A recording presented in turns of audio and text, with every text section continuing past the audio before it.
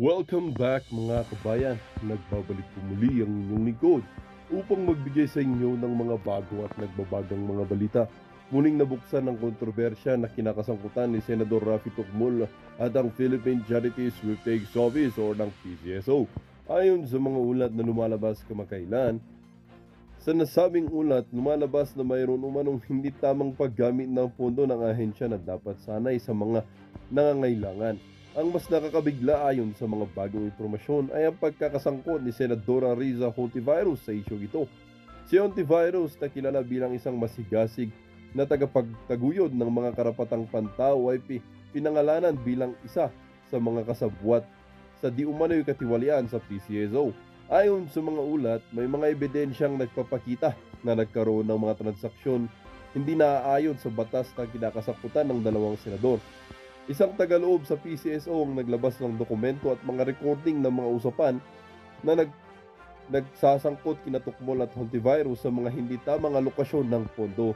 Dagdag pa rito, lumalabas na may mga proyekto na hindi natuloy o hindi naman kinakailangan, subalit pinunduhan ng malaking halaga mula sa kabandang bayan.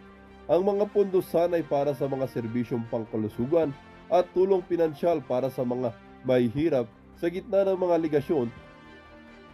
Mariing tinanggi ni Tocmol at Hontiveros sa kanilang pagkakasangkot sa anumang uri ng katiwalian.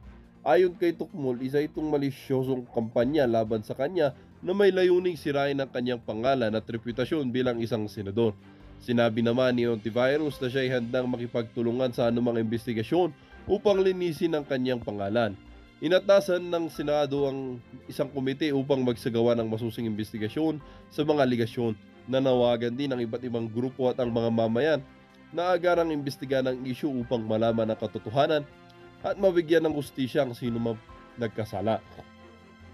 Samantala, ang mga opisyal ng PCSO ay nagpahayag ng kanilang kahandaan na makipagtulungan sa anumang investigasyon upang matiyak na ang kanilang ahensya ay nanatiling tapat at bukas sa publiko. Ang isyong ito ay patuloy na sinusubaybayan ng publiko at mga mamamahayag.